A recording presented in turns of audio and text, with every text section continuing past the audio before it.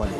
Fokus negeri di bawah Bayu. 2 remaja lemas pada Sabtu telah ditemukan di Sungai Moyok, Penampang. Laporan penuh terus saja bersama Muhammad Dia Sahlan di Kota Kinabalu.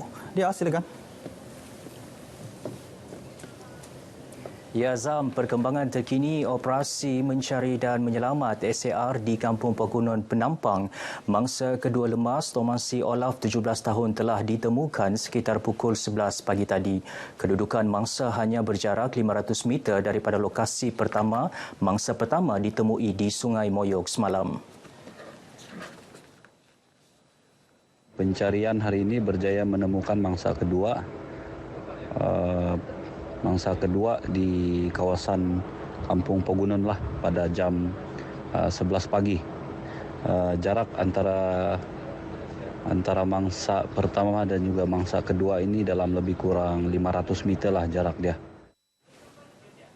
Semalam, mangsa pertama ditemukan awam Harold Walter sekitar 3 km dari lokasi kejadian, kira-kira pukul 2.45 petang. Pencarian melibatkan anggota bomba dan penyelamat polis Diraja Malaysia rela selain disertai penduduk tempatan. Dalam kejadian pada petang Sabtu, 6 remaja lelaki cuba untuk menyeberangi sungai di Kampung Pegunungan Penampang, namun 2 mangsa terperangkap dengan arus deras kepala air yang datang secara tiba-tiba. Kementerian Pelajaran Malaysia telah mengenal pasti sebanyak 406 buah sekolah daif di seluruh Sabah. Daripada jumlah ini, 372 buah sekolah perlu diselenggara dengan kadar segera, manakala 34 buah sekolah lagi perlu dibangunkan semula disebabkan struktur bangunan yang tidak selamat untuk diduduki. Saya telah melihat progres pembinaan sekolah terbengkalai. SMK Binuang ianya akan ditender semula dalam masa terdekat.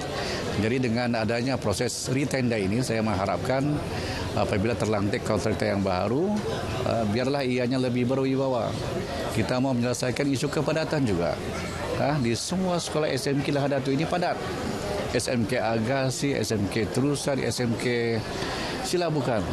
Untuk permohonan sekolah-sekolah, terutama sekali saya menyuarakan iaitu sekolah agama menengah, ya, amat penting. Semua keseluruhan masyarakat Lahadatu di khasnya Parlimen P188 Silam ini memang amat memerlukan, ya, sekolah agama menengah di kawasan P188 Silam, ya.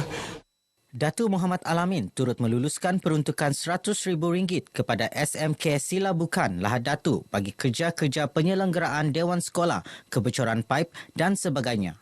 Beliau turut mengadakan lawatan ke Tawau, Kunak dan Lahadatu bagi melihat projek pembinaan sekolah yang terbengkalai. Turut berlangsung majlis penyampaian sumbangan pelajar SMK Silabukan yang memperoleh cemerlang SPM tahun lepas. Sementara itu, kerja-kerja menyiapkan bangunan gantian sekolah menengah kebangsaan Wallace Bay Tawau telah pun bermula dan dijangka siap pada Disember 2023. Timbalan Menteri Pendidikan II, Datuk Muhammad Alamin berkata, projek tersebut dianggarkan bernilai lebih RM18 juta. Sekolah pertama yang saya lawati tadi ialah SMK Wallace Bay di Sebatik. Dan sekolah itu memang daif, walau bagaimanapun alhamdulillah telah pun diluluskan sebuah projek gantian penuh 12 bilik darjah, dan juga kemudahan yang lain. Jadi progres masa projek itu lebih kurang dalam 4% lah, baru bermula, dan insyaAllah ianya akan disiapkan pada bulan Disember tahun 2023. Beliau berkata demikian selepas melakukan lawatan ke beberapa buah sekolah di Tawau. Cadangan skop kerja pembinaan bangunan tersebut merangkumi 12 bilik darjah, pejabat pentadbiran, pusat sumber, pejabat guru, surau serta kemudahan yang lain. Terdahulu, beliau turut melawat SK Perdana Pasir Putih, SK Kinabutan dan SK Bandar 1 dan 2 untuk melihat keadaan persekitaran selain melihat keperluan sekolah tersebut. Kerajaan akan terus mencari pendekatan menangani isu kenaikan harga barang. Bagaimanapun, usaha tersebut memerlukan koordinasi daripada kementerian dan agensi kerajaan yang berkaitan. biarpun kita dorong untuk beli barangan Malaysia, untuk kurangkan import, tetapi apabila ada peluang untuk menurunkan harga terpaksa ekspor dari luar, kita akan buat. Kita akan buat whatever is necessary to bring down the price. Yamani Hafiz menyatakan perkara tersebut kepada pemberita RTM di Sipitang. Jelasnya, setakat ini kerajaan telah membuat tindakan mengekang kenaikan harga barang apabila memutuskan untuk tidak mengenakan permit import bagi mengimport bahan makanan berkuat kuasa serta-merta. Baik saudara, sekian dahulu paparan dari Negeri di Bawah Bayu. Seterusnya kembali bersama Azam untuk lebih banyak perkembangan semasa. Azam, silakan. Ya, baik. Terima kasih dia langsung dari Sabah. Saudara, berita wilayah berehat seketika.